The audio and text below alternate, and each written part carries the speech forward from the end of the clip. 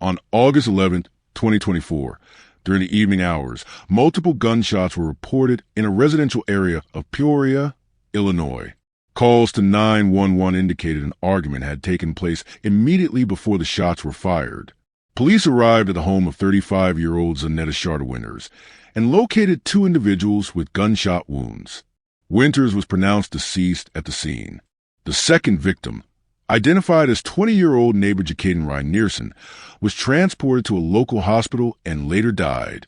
The scene was secured and evidence collection began. Investigators recovered a handgun, multiple shell casings, and other physical evidence.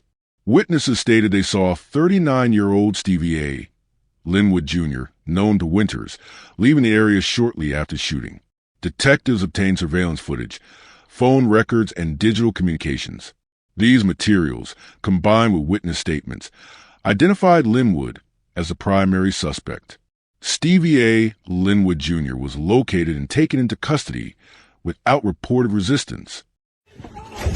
You just found him in my yard. That I was trying.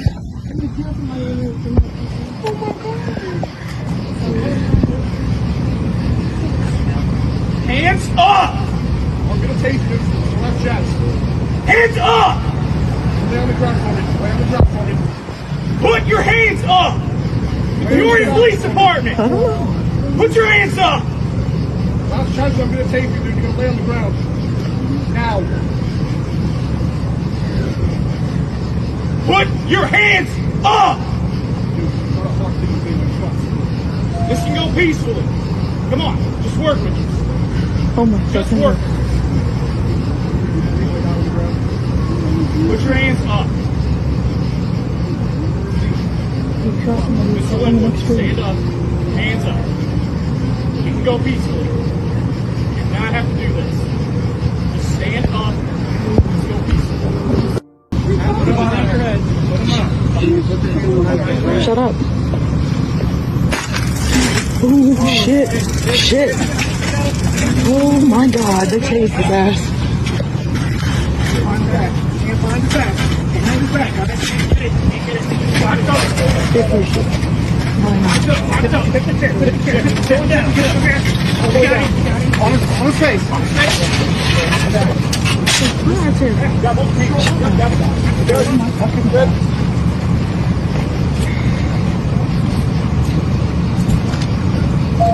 That's a neighbor man from across the yard.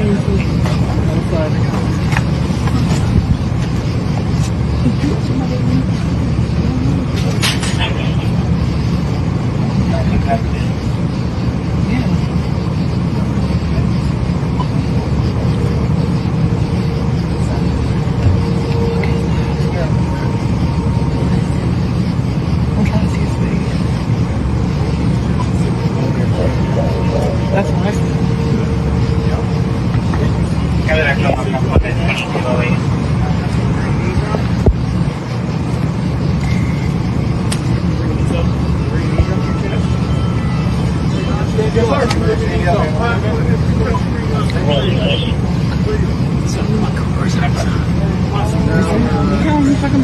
It's so many cars moving forward. Oh, on the front too.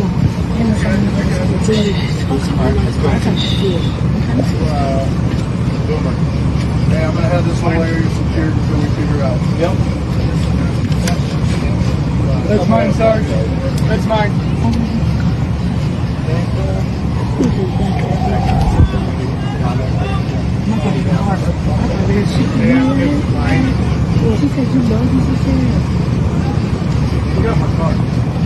On November 26, 2024, a Peoria County grand jury indicted Linwood on 2 counts of first-degree murder for the deaths of Zaneta Winters and Jakaiden Rynearson.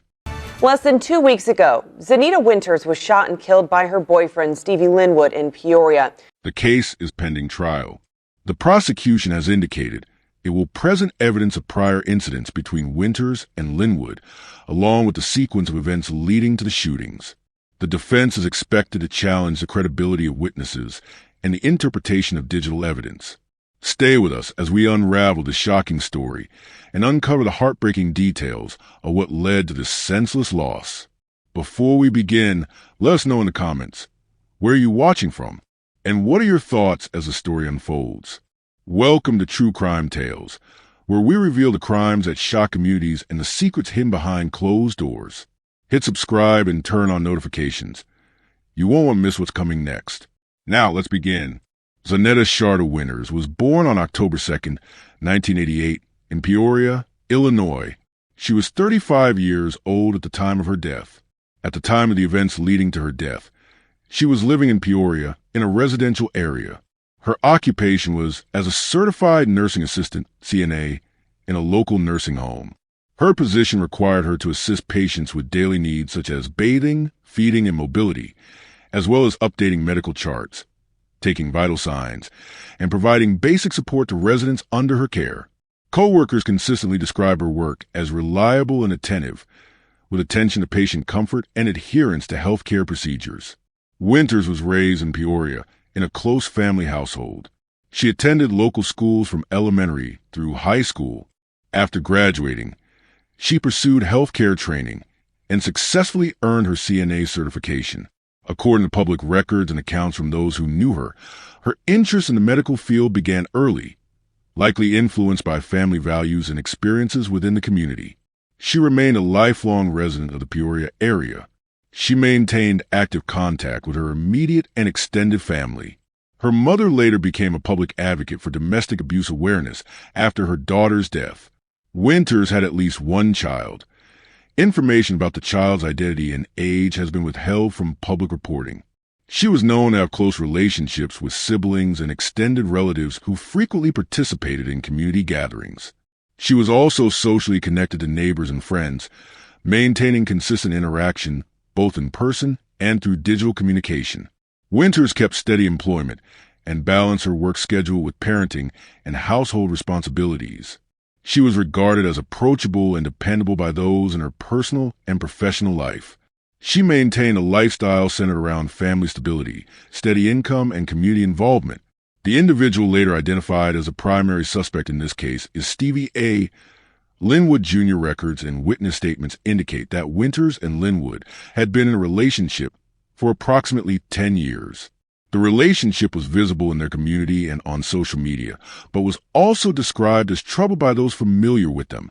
Family members later reported that the relationship was marked by a recurring pattern of controlling behavior, verbal altercations, and incidents suggestive of physical conflict.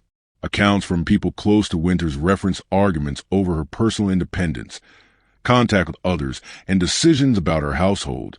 Allegations included jealousy and possessiveness from Linwood toward Winters.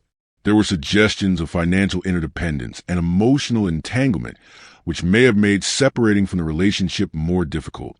According to family statements, Winters made several attempts to end the relationship over the years. Each separation was followed by a reconciliation, with the reasons for returning to the relationship not made public. Despite the reported history of disputes, there was no formal record of a restraining order, police intervention, or court action relating to domestic incidents between them at the time of her death. Neighbors reported having overheard arguments from the residents on multiple occasions over the years. Some friends had expressed concern for Winters' safety and well-being, though these concerns were not formally reported to authorities. Individuals familiar with the couple noted that the disputes were intermittent, with periods of apparent calm between episodes of conflict. In the period leading up to August 11, 2024, multiple sources close to Winters suggested that arguments between her and Linwood had increased in both frequency and intensity. Reports indicate that Linwood suspected Winters was attempting to distance herself from the relationship or was preparing to bring it to a permanent end. These suspicions reportedly led to further disputes. In the days immediately preceding August 11th, there were unverified reports that Linwood had been seen in the vicinity of Winters' residence at times when he did not have a clear reason to be there. These sightings fueled speculation among neighbors and acquaintances that he might have been monitoring her activities. No official complaints or police reports were filed in connection to these sightings, and their accuracy remains unconfirmed. On August 11, 2024, Winters' known activities during the day followed her typical schedule. There was no recorded indication that she expected any immediate danger or disruption. That evening, her neighbor, 20-year-old Jakaiden Rynearson, was present near or at her residence. The reason for his presence has not been publicly detailed. Accounts from neighbors suggest that there were normal levels of movement and activity in the area prior to an argument being overheard later that evening. On the evening of August 11, 2024, in Peoria, Illinois, activity in a residential neighborhood was interrupted by a sudden and violent disturbance. The sequence began with several residents in the vicinity of Zaneta Winters' home reporting the sound of raised voices. The source was identified as coming from within her residence. The exchange was loud enough to be heard through open windows and across neighboring yards. According to multiple accounts, the verbal exchange lasted only a brief period before it was replaced by a series of gunshots. Witnesses described the shots as coming in rapid succession, with minimal pause between them, suggesting multiple rounds were fired in quick order. Some neighbors reported hearing the sound of movement or struggle immediately preceding the gunfire. Inside the residence, 35-year-old Zaneta Winters was struck multiple times. Her injuries were located in vital areas, making survival unlikely without immediate and advanced medical intervention. Also present during or immediately after the shooting was 20-year-old neighbor Jakaiden Rynearson. Based on early investigation, his presence had been the result of an attempt to intervene after hearing the commotion or due to being a bystander caught in the incident. He was also struck by gunfire. The number of wounds and their placement indicated close proximity to the shooter during the incident. Within moments of shots being fired, multiple 911 calls were placed by neighbors. The first officers arrived within minutes. Upon entry into the residence, law enforcement located both victims. Zaneta Winters was found unresponsive and was pronounced deceased at the scene. Jakaiden Rynearson was found alive, but in critical condition. Emergency medical services immediately transported him to a nearby hospital. Despite efforts by medical staff, he succumbed to his injuries later that night. The area surrounding the residence was secured with police tape. Officers began an immediate canvassing of nearby houses for witnesses and any available surveillance footage from private security cameras or doorbell systems. The crime scene unit arrived shortly after the initial law enforcement response. Technicians conducted a systematic sweep of the property, beginning with photographing the scene from multiple angles before any physical evidence was disturbed. A handgun was located within the residence. It was secured and tagged as evidence. Spent shell casings were found in the same area as the victims, consistent with shooting that occurred indoors at close range. The number of casings was recorded, and their positions mapped to reconstruct the possible movement of the shooter. Bullet impact marks on walls and objects were examined to determine firing angles. Trajectory analysis indicated that the shooter was positioned in close proximity to the victims, facing them during the firing sequence. All recovered casings and projectiles were sent to the State Forensic Laboratory for analysis. Results confirmed that the casings matched the recovered handgun. The firearm was processed for fingerprints and other trace evidence, though the condition in which it was found suggested deliberate handling by someone familiar with its operation. The serial number on the weapon was intact and, through tracing, linked directly to the suspect in the case. This connection provided a direct evidentiary link between the weapon and the individual later charged with the shootings.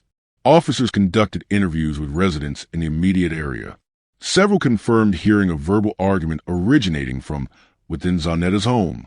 One neighbor provided a clear account of seeing a person leave the residence shortly after the gunfire stopped.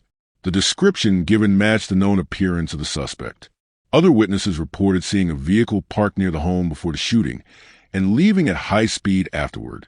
Details about the vehicle's make, model, and color were collected and cross-referenced with known associations of the suspect. Investigators sought and obtained warrants for the victims and suspect's phone records. Call logs revealed recent communication between the two, including on the day of the incident. Text messages recovered from both devices indicated tensions and potential conflict in the hours leading up to the shooting. In addition to phone data, social media activity was reviewed. Posts and direct messages were analyzed for any indications of threats, disputes, or planning. The review uncovered potentially incriminating statements made by the suspect in private messages, which investigators later referenced in legal filings. The suspect, identified as Stevie A, Linwood Jr., was located shortly after the incident. Information from witnesses and preliminary investigative findings place him in a nearby location within hours of the shooting. Law enforcement officers apprehended him without reported resistance. He was transported to the Peoria County Jail for processing. Following consultation with the Peoria County State's Attorney's Office, Linwood was formally charged with 2 counts of first-degree murder, one for the death of Zaneta Winters and one for the death of Jakaiden Rynearson. Additional firearm-related charges were considered, including unlawful use of a weapon and possible possession violations, depending on the suspect's prior legal history. Given the severity of the charges and the circumstances of the incident, the court determined the suspect will be held without bail pending trial. The decision was based on the violent nature of the alleged crime, the potential threat to public safety, and the risk of flight. The case proceeded into the pretrial phase, where the prosecution began compiling witness testimony, forensic reports, and digital communications into its evidence portfolio. Defense counsel was granted access to discovery materials and began reviewing possible strategies, which could include challenging the credibility of witness statements or the interpretation of forensic data. In the days following the deaths of Zaneta Shar'dé Winters and Jakaiden Rynearson, the Peoria community responded in visible and organized ways. Family members made public statements to local media outlets, outlining their understanding of events and addressing the broader circumstances surrounding the case. Zaneta's mother, speaking during an interview, addressed the ongoing challenges victims face in leaving abusive relationships. She described the difficulty of separating from a long-term partner when there are shared financial obligations, emotional bonds, or fear of retaliation. She noted that warning signs of danger may not always be recognized or acted upon by those outside the relationship. Her statements emphasized that the decision to leave can be a complex and extended process, not always resolved by a single action. Friends of the victims used social media to share photographs, personal stories, and messages of remembrance. These posts served as a digital memorial space where acquaintances and community members could express their condolences and reflect on their interactions with the victims. Community members also organized candlelight vigils in honor of both Zaneta and Jakaiden.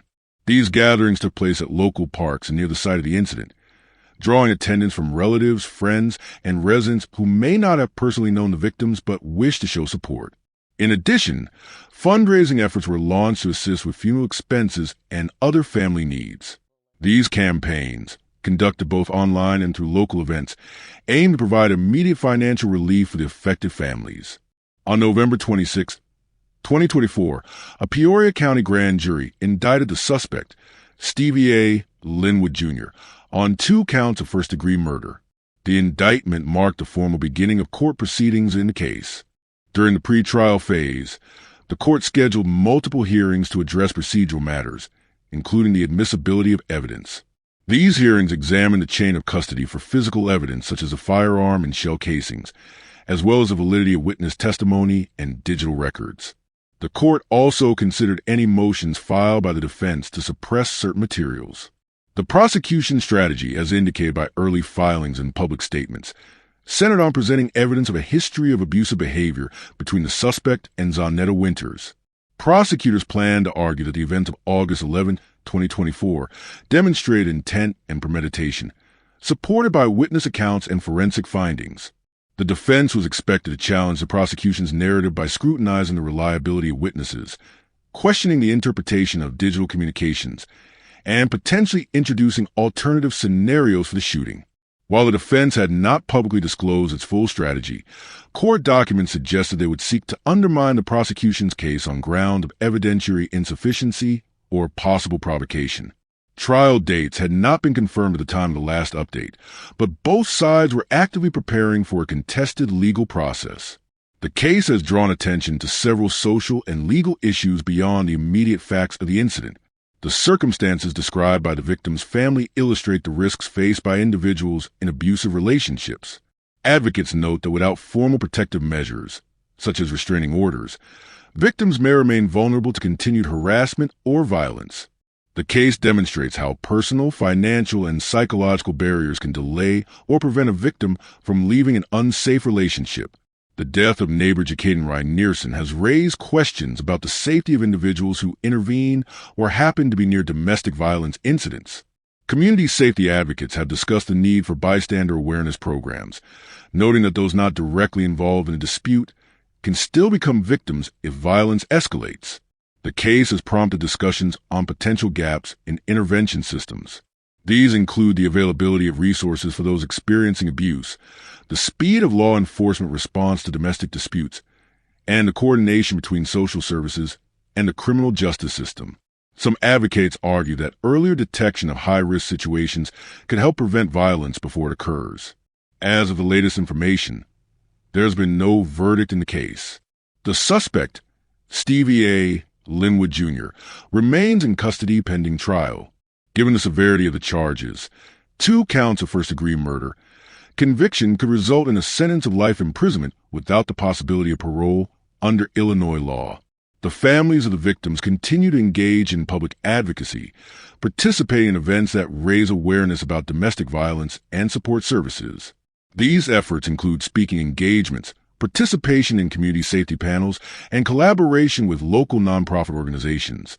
Community groups have also renewed calls for reforms in domestic abuse intervention, emphasizing the need for early identification of high-risk relationships and the implementation of more robust safety planning for victims.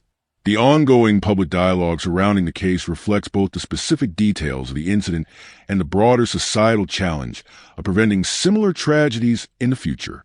The trial, once it begins, is expected to examine not only the forensic evidence from the crime scene, but also the long-term dynamics between the suspect and the primary victim.